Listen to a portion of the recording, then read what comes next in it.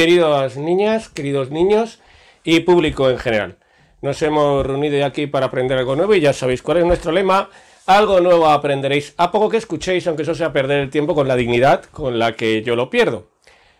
Entramos en un nuevo vídeo sobre el pensamiento de Ortega. Vamos a, primero como siempre, repasar con los apuntes qué es lo que hemos dado hasta ahora y luego ya vamos a hacer un resumen, como siempre también, por si algo no quedó claro, poder verlo de nuevo brevemente y continuar con lo propiamente del vídeo de hoy. Hemos hecho un primer vídeo en el cual explicábamos la crítica de Ortega al realismo y al idealismo, 3 primeros párrafos de los apuntes de la lechuza de Minerva. Hemos hecho luego otro vídeo en el cual explicábamos que la vida era una realidad radical y sus características, los párrafos cuarto y quinto, y los párrafos que, los últimos dos de la primera cara, los hemos visto en el vídeo anterior, donde explicábamos el rafio-vitalismo y explicábamos que este rafio-vitalismo era también una razón histórica. Pues ahora vamos a acabar el problema de la realidad y el conocimiento en Ortega y vamos a explicar los dos últimos párrafos que nos quedan, que vamos a contarlos inmediatamente. Como siempre, ahora vamos a hacer un resumen filosófico ya, no tanto basado en los párrafos concretos de los apuntes, sobre qué hemos visto hasta ahora. Hemos visto en Ortega, como siempre, resumimos. A pesar de que pueda parecer una pesadez, siempre un resumen viene bien cuando se inicia un nuevo conocimiento. Hemos dicho, 1. Primer punto de Ortega, la crítica. ¿Qué es lo que está haciendo Ortega? Primero, una crítica a toda la filosofía anterior. Ya sabemos por qué. Porque, por un lado, al realismo le critica porque había defendido la primacía del mundo, y por otro lado, al idealismo, la filosofía a partir de Descartes, le critica porque había defendido la primacía del yo. Sin embargo, ¿cuál es la clave para Ortega? La clave para Ortega es la vida. ¿La vida cómo? Como una realidad radical. ¿Qué es qué? ¿Qué es esa realidad radical, decíamos? Es esa mutua relación entre el mundo y el yo. El mundo constituye al yo. Seríamos distintos de haber nacido en otra realidad distinta, en otro mundo, pero nosotros a su vez hacemos el mundo. El mundo también sería distinto si no hubiéramos existido nosotros, si nuestra vida no se hubiera dado en ese momento. Así pues, la vida es una realidad radical y por lo tanto es lo que debe estudiar la filosofía y debe hacerlo a través de sus categorías. Estudiamos las categorías de la vida. Y esta vida como realidad radical con sus categorías, veíamos que era también, por lo tanto, un rafio-vitalismo. ¿Por qué? Porque solo podíamos entender la vida a través de la razón.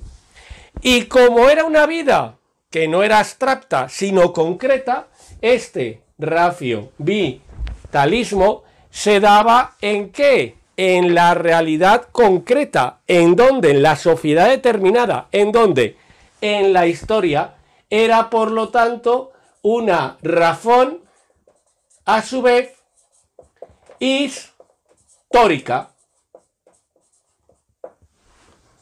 porque me estoy generando, estoy en un mundo concreto, en una historia determinada. Así pues, ya tengo lo que hemos visto en los 3 vídeos anteriores. ¿Y ahora qué vamos a ver? Ahora vamos a ver un cuarto elemento. Efectivamente, vemos que tenemos más rotuladores.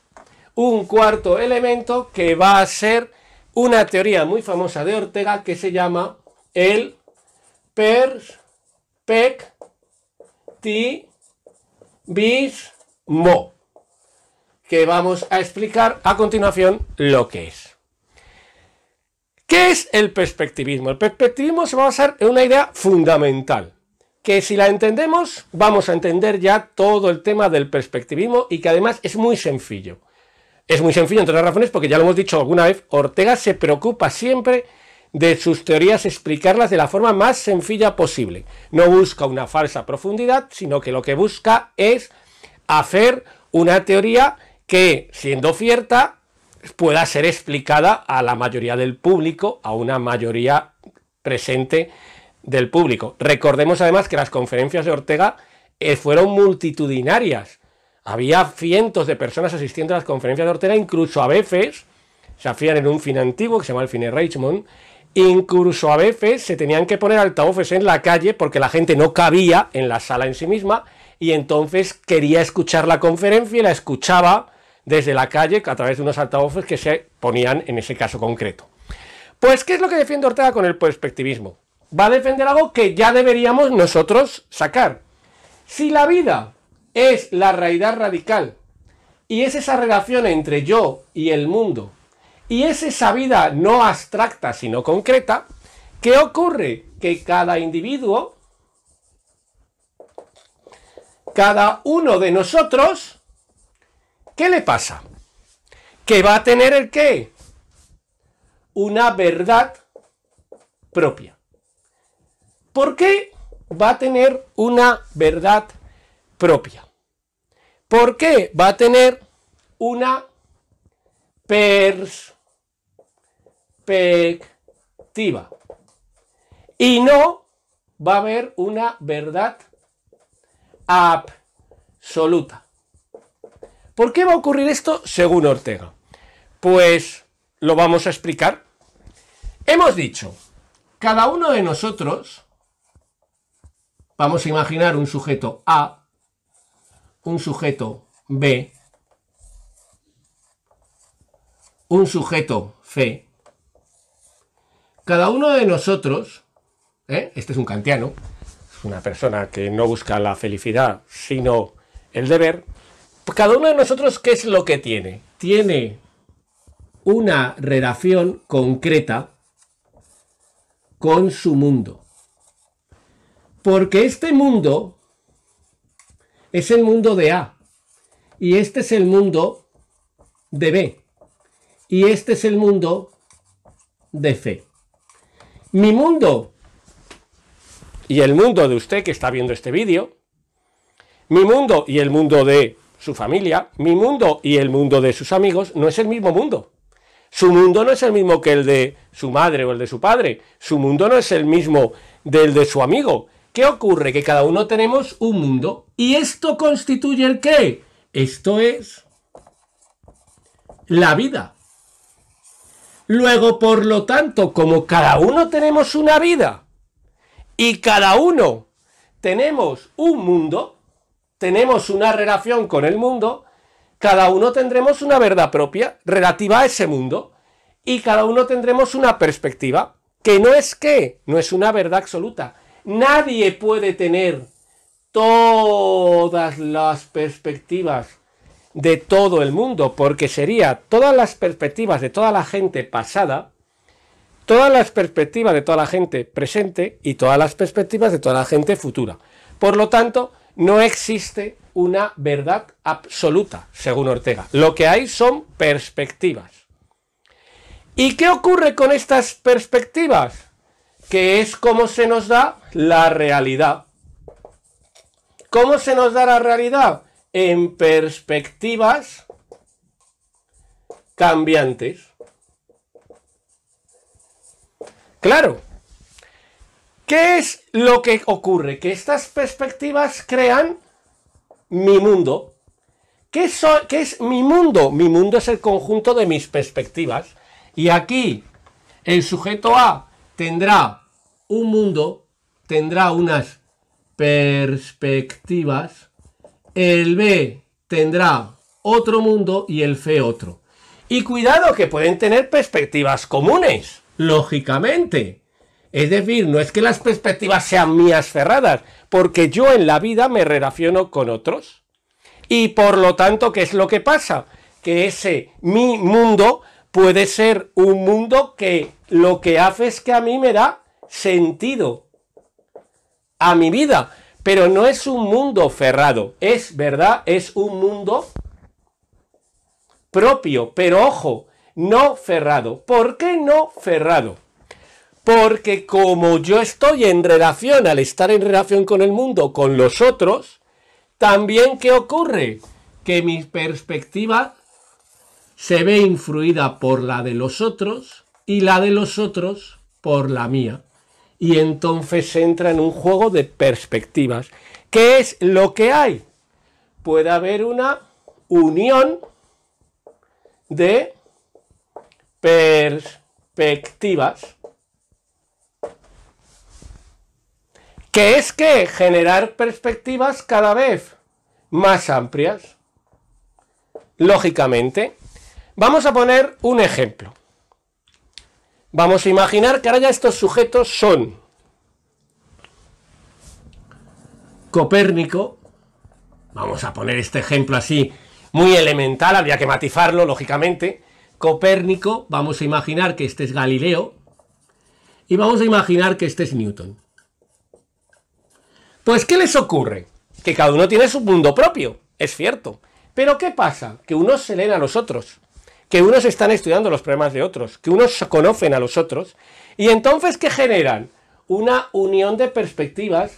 Galileo recoge la perspectiva de Copérnico, y Newton recoge la perspectiva de Copérnico y Galileo. Y la perspectiva es como cada vez más amplia. La perspectiva va aumentando el conocimiento. Por eso nosotros conocemos más que otros en épocas anteriores. Pero nunca será posible ¿el qué? Nunca será posible llegar a una verdad absoluta. Porque, repetimos, ¿eso qué significaría? El conocimiento de toda la vida de todos los individuos, pasados, presentes y futuros. El conocimiento de todas las perspectivas pasadas, presentes y futuras. Y solo podemos conocer, como mucho, una parte de las pasadas y una parte de las presentes y ninguna de las futuras. Así pues, el perspectivismo, que implica la idea de que la verdad es una perspectiva, no hay verdades absolutas, pero que esas perspectivas pueden unirse cada vez en perspectivas más amplias. Y así se solucionaría, según Ortega, el problema del conocimiento. Ortega pone un ejemplo muy famoso, que es el ejemplo del paisaje, cuando él señala que, ¿qué sería el perspectivismo? Que distintas personas están viendo desde distintos puntos de vista el mismo paisaje. Aquí, por ejemplo, habría un bosque. Aquí, por ejemplo, habría un estanque. Aquí, por ejemplo, habría un muro y aquí un huerto. Y aquí, por ejemplo, vamos a imaginar que hubiera, pues, unas vaquitas que están dentro de una empalizada alta. Pues, ¿qué ocurre? Que cada uno de ellos podría ver unas cosas sí, dice Ortega, y otras no. ¿Qué es lo que ocurre? Que cada uno tendría una perspectiva ¿de qué? De ese paisaje. ¿Y qué sería entonces? Que cuantas más perspectivas compartan, más irán conociendo el paisaje. Lo que ocurre es que nunca podrán compartir todas las perspectivas relativas al paisaje, porque implicaría todas las anteriores sobre ese mismo paisaje, todas las actuales sobre ese mismo paisaje y todas las futuras. Así que, teoría de Ortega, el perspectivismo. Pero además, Ortega dice que esto va a ser el último punto de la realidad y el conocimiento en nuestros apuntes, que los sujetos tienen ideas y creencias. Que esas perspectivas son ideas o son creencias. Esa relación con el mundo, ese estar conociendo el mundo, ese proceso de raciovitalismo, comprender medidas de la razón, me lleva a tener ideas y creencias. Y son distintas.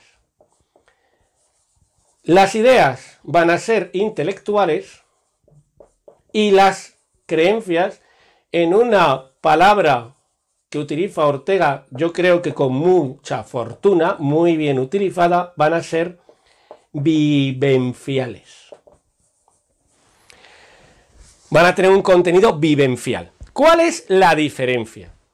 Las ideas es todos esos contenidos conceptuales, intelectuales, de conocimiento que yo tengo. Por ejemplo, yo me sé la filosofía de Ortega. Yo me sé la tabla de multiplicar. Yo me sé la fórmula de la ley de la gravedad. Yo me sé, por ejemplo, vamos a imaginar el artículo primero de la Constitución. Son contenidos intelectuales. Son contenidos en los cuales yo lo que tengo es un referente intelectual. ¿Qué es una creencia? Una creencia es un contenido que para mí no es solo intelectual, sino que es vivencial, es decir, yo lo vivo, yo lo siento, yo tengo un sentimiento hacia ese contenido. Vamos a imaginar el ejemplo más simple. Ser de un equipo de fútbol es una creencia, porque lo vives. ¿Qué quieres de tu equipo de fútbol? Que gane. ¿Qué quieres de tu equipo de fútbol? Que juegue bien. Bueno, normalmente, eso si eres un aficionado normal. ¿Qué quieres de tu equipo de fútbol? Que gane muchos títulos, ¿no? Es decir, ¿qué es lo que quieres? Es vivencial, lo vives. Por ejemplo, tu relación hacia tu familia va a ser una creencia, va a ser vivencial. Tu relación, probablemente, hacia la clase, vamos a imaginar, de física, hacia la clase de matemáticas, hacia la clase de historia de España, va a ser una idea, una mera relación intelectual, te lo sabes, y entonces tú vas y, oye, pues piensas sobre ello, pero desde una forma intelectual. No vives el abrazo de Vergara. No es que se te ponen los pelos de punta cuando lo recuerdas. Eso sí te pasa, por ejemplo, en filosofía, que es una creencia y es una idea a la vez, es decir, es un contenido intelectual y un contenido vivencial. Así que ¿qué tenemos los sujetos? Ideas y creencias. Idea intelectual, creencia vivencial. Así pues, vamos a hacer un resumen ya general de toda la realidad y el conocimiento de Ortega. Un resumen muy breve, como no puede ser de otra forma. ¿Qué es lo que ha hecho Ortega? Una crítica al realismo y al idealismo. ¿Por qué? Porque el realismo señalaba que el mundo era lo fundamental y el idealismo señalaba que no, que era el yo. Y Ortega cree que ninguna de las dos cosas, que la vida, que es lo fundamental, la realidad radical, es esa mutua relación de interdependencia, esa mutua relación de constitución entre el mundo y el yo. Y esa vida como realidad radical, eso que surge de esa interdependencia mundo-yo, tiene una serie de categorías concretas que son las que lo hacen humana. ¿Surge así el qué? El raciovitalismo. ¿Por qué? Porque esa vida solo la puedo explicar a través de la razón. Y como es una vida concreta, no abstracta, no es una razón pura, no es un cogito, ¿qué ocurre? Que es una razón también histórica porque se da en un momento concreto, en un momento de la historia. La razón vital de un egipcio de la época de los faraones, del imperio antiguo, lógicamente no puede ser la misma razón vital que una persona en la actualidad. Así pues, ¿qué es lo que pasa? Que el raciovitalismo, la razón vital, es también razón histórica. Y por ello también hay perspectivismo, que es que como cada individuo tiene un mundo determinado, una vida concreta, una interdependencia entre yo y el mundo, cada individuo tiene una verdad propia, que es una perspectiva. No existe la verdad absoluta. Pero ¿ello qué quiere decir? Cuidado. No quiere decir que no haya perspectivas mejores y peores, sino que ¿qué ocurre? Que podemos unir nuestras perspectivas para hacerlas más amplias. ¿Qué ocurre? Que las perspectivas nos pueden permitir conocer más. Por lo tanto, el perspectivismo defiende que existen perspectivas no verdades absolutas, que esas perspectivas mías son cambiantes y forman mi mundo, pero que puedo unirlas a las de otros para tener un conocimiento mayor. ¿Para tener un conocimiento mayor de qué? De la realidad. Aunque eso sí nunca será un conocimiento absoluto, pues implicaría el conocimiento de todas las perspectivas pasadas, presentes y futuras, cosa que es imposible. Y por último, además, esas ideas que tenemos en nuestra mente, esas perspectivas, van a ser ideas o creencias. Las ideas cuando tienen un contenido puramente intelectual, las creencias cuando tienen un contenido puramente vivencial. ¿Y eso qué es lo que ocurre? Que para cada sujeto será distinto.